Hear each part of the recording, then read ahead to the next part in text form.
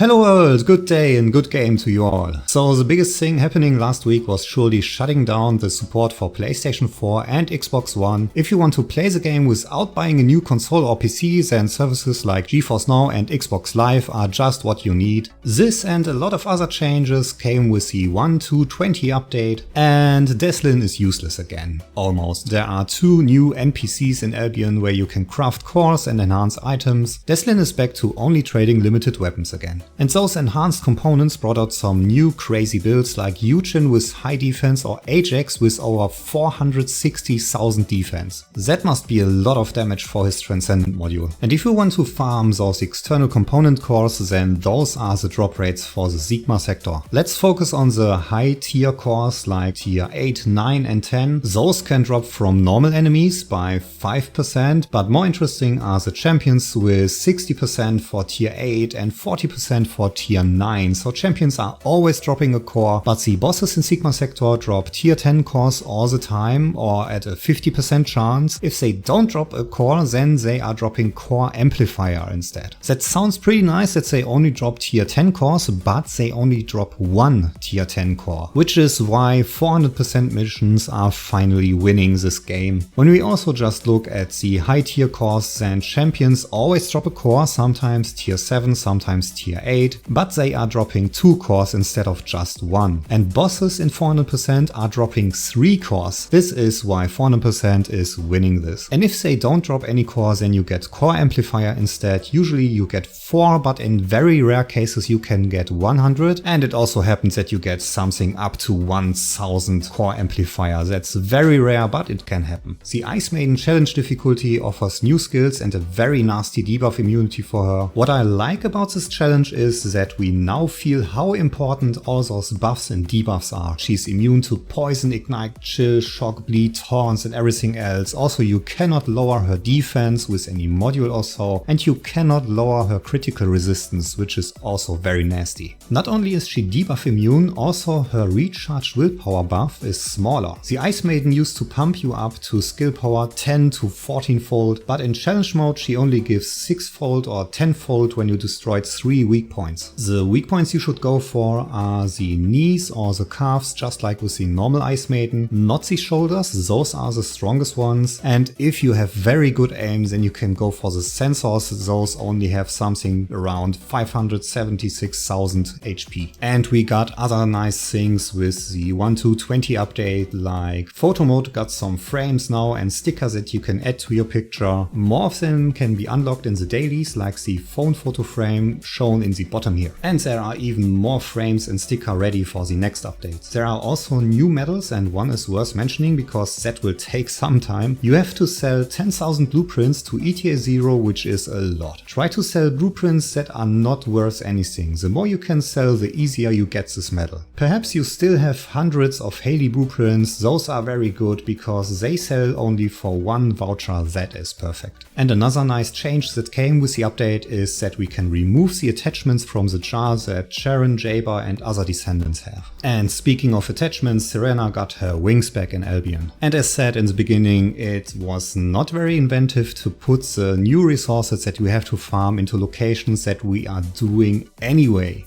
That means it feels kind of repetitive when you are going into Void Erosion Purge again and those 400% missions again. The only alternative would have been special operations, but that would also have been a nice thing just to see some other content from time to time. And this update also brought some new bugs which will be fixed in 1.2.21. For example, the burning summer training is not always progressing as it should be. That will be fixed. And when you enhance some external component cores, then it can cause that some other quest is completed suddenly. And maybe we also get a fix for the photo mode that stutters when you are pressing the left and the right mouse at once. Also with the last update, the Ice Maiden leaderboard has been reset. So your leaderboard records for Ice Maiden, they are gone and you have to do them all anew. Which is also why there's so much movement here in this overview of the leaderboard.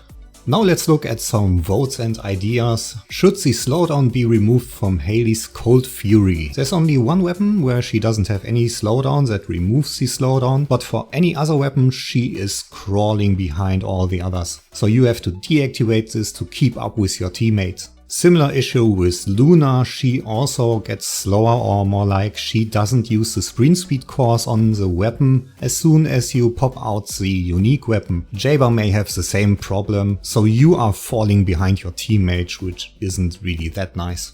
And for the shield of Ajax, it would be a really nice addition if enemies get slowed when they are passing the shield or are within the shield, or that they get damage when they are in the shield. That would be really nice.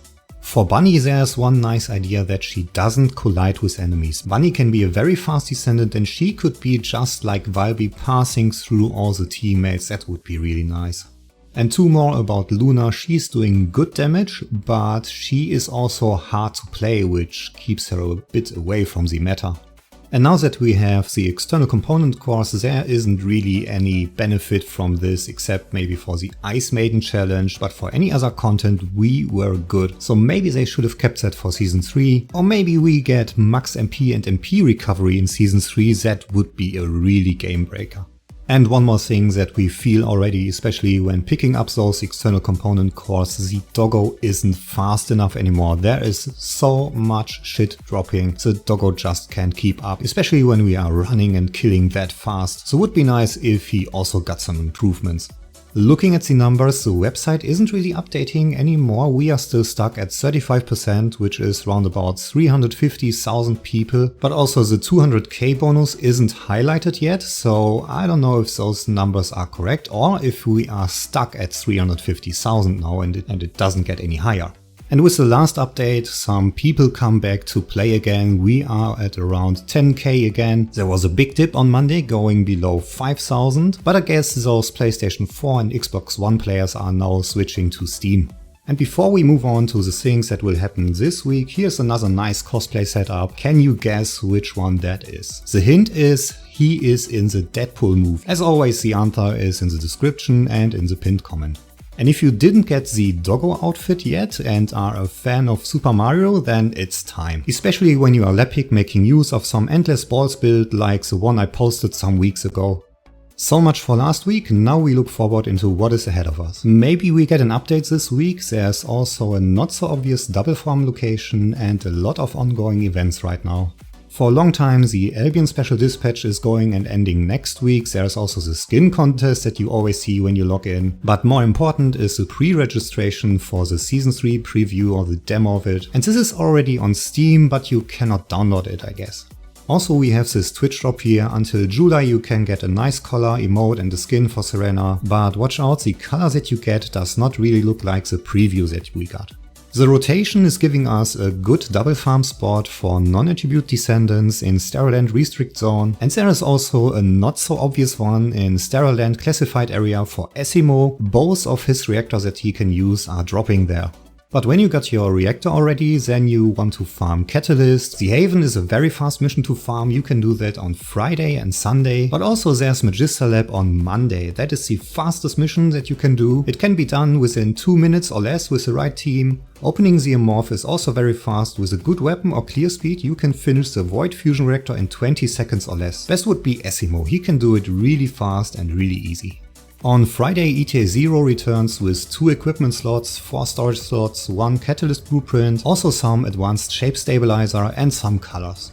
Next month will be Wild 2, we get some more Season 3 preview and we get the update that is fixing all the bugs that we have right now. And another daily login reward because the Burning Summer Training 1 ends this week already. But maybe, just maybe, they are fixing all those bugs a bit earlier this week. Usually on Thursday is a good day for hotfixes, so maybe we already get some little bug fixes this week.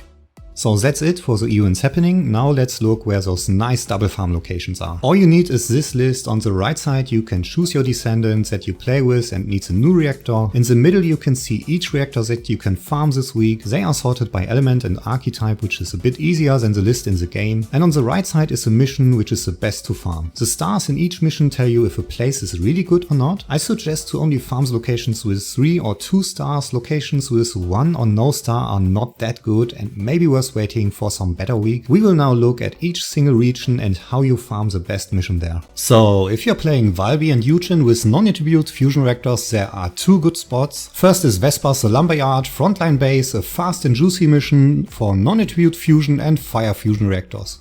And there's the outpost in the defense line of Fortress, also a pretty nice spot, especially if you also need some non-attribute singular reactor. Just take your Valby and run in circles as shown here. Do not kill the boss until the very end. This mission will spawn a lot of enemies.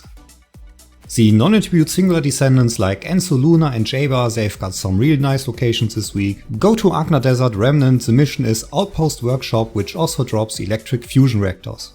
Or move to Fortress Defense Line and run the outpost there. This one drops your non-attribute singular reactors and throws in some non-attribute fusion on the side. Then there's Agna Desert Vermilion Waste, look for the outpost. Besides your non-attribute singular, there's the chance for Orc's power as well. Then swing by Vespa's The Ruins, the mission Destroy Temple drops your singular reactor and has some toxic tech mixed in.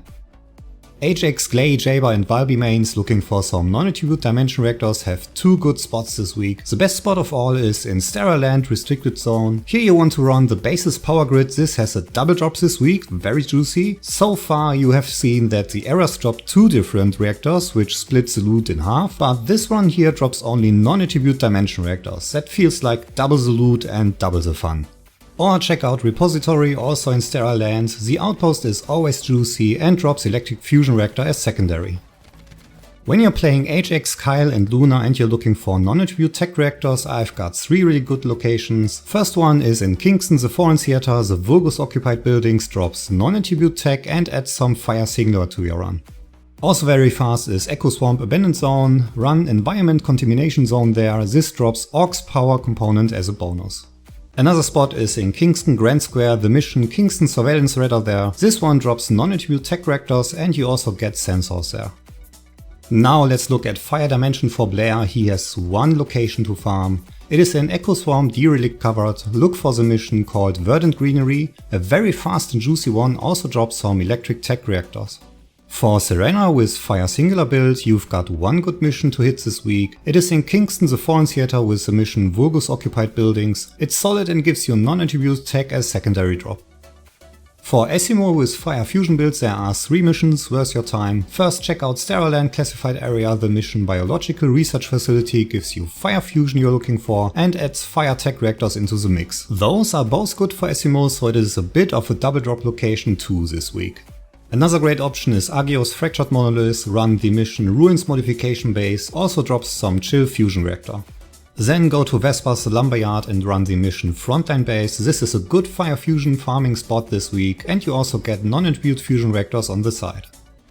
If you're playing Esiemo and Lepic with those fire tech reactors, you've got two more missions to farm. First one in Kingston the Destruction, the Kingston Communications Repeater mission gives fire tech plus some chill fusion.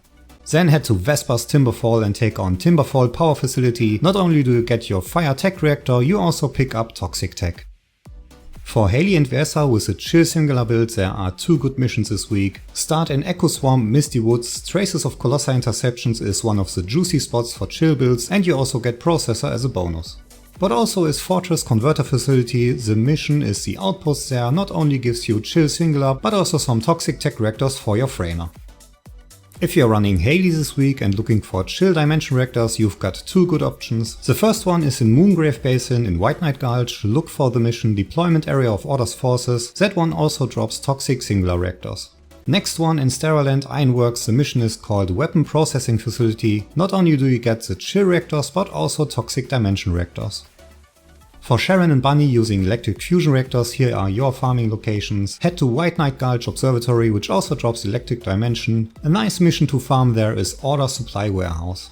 Or head to Agna Desert Remnant, the mission is called Outpost Workshop. You find your electric fusion reactors there and as a bonus there's also a chance for non-attribute singular drops. Last, head back to Sterile Land Repository, the mission The Outpost is fast and you also get non-attribute dimension reactors as a side drop.